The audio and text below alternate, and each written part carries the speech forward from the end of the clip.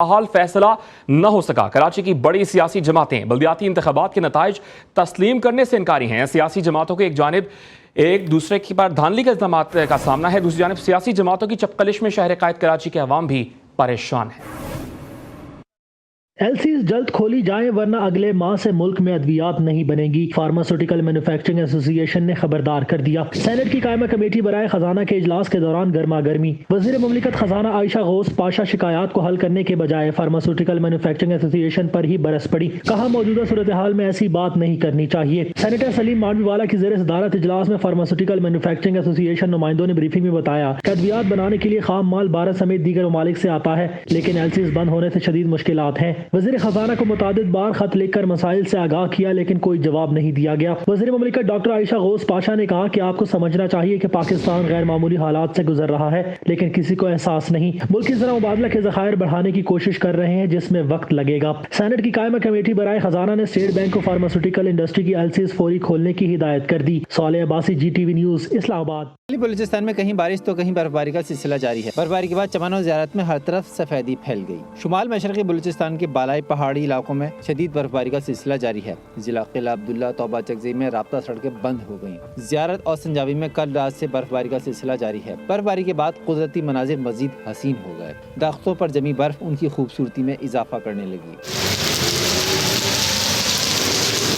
قلات میں گزشتہ روز سے وقفے سے بارش اور پہاڑوں پر برفباری جاری ہے۔ سیاحتی مقام وادی ہربوئی، اسکوکو اور سرخین برف سے ڈھک گئے۔ سندھ اور پنجاب کے بالائی شہروں میں ہلکی بارش سے سردی مزید بڑھ گئی۔ کشمور، تنگوانی، کندکوٹ، لاڑکانہ، شکارپور، جیکب آباد سمیت دیگر شہروں میں معتدل بارش ہوئی۔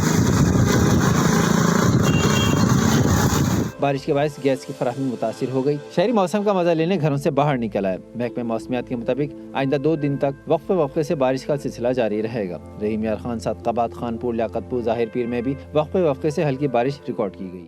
عمل درآمد بھی شروع ہو جائے گا۔ منی بجٹ میں کون سے نئے ٹیکسز اور ڈیوٹیز شامل کی گئی ہیں، جانتے ہیں اس رپورٹ میں۔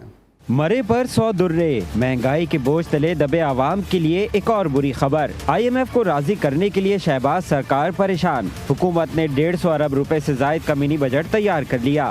ذرائع وزارت خزانہ کے مطابق حکومت نے آرڈیننس کے ذریعے 150 ارب روپے کا منی بجٹ لانے کی تیاری کر لی۔ رواں ماہ آرڈیننس لایا جائے گا، جس کے بعد 1 فروری سے عمل درآمد بھی شروع ہو جائے گا۔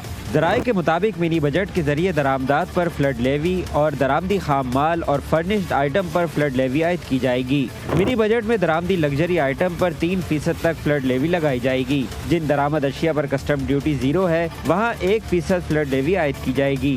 ذرائع کے مطابق بینکوں کے فارن ایکسچینج منافع پر فلڈ لیوی عائد کی جائے گی۔ وزیر خزانہ اسحاق ڈار نے وزیر اعظم شہباز شریف کو منی بجٹ پر بریفنگ دی۔ منی بجٹ پر آئی ایم ایف کو بھی اعتماد میں لیا گیا ہے۔ ناجی کا کہنا ہے کہ ہمارے تمام مجوزہ آپریشنز اور ان کی رقوم سے متعلق بورڈ کی منظوری کی تاریخیں واضح ہیں۔ اس حوالے سے مزید جانتے ہیں صالح عباسی سے۔ صالح، آگاہ کیجیے۔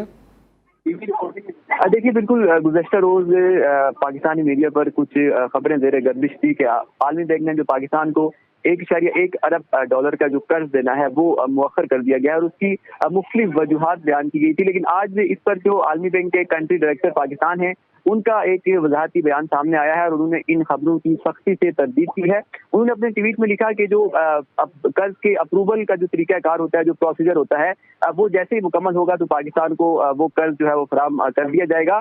مزید انہوں نے کہا کہ ایسی جو خبریں ہیں ان میں کوئی صداقت نہیں ہے اور جو تمام مجوزہ آپریشن اور ان کی رقوم سے متعلق جو پروسیجر ہے وہ جیسے ہی مکمل ہوگا تو ہم پاکستان کے لیے قرض کی منظوری دے دیں گے۔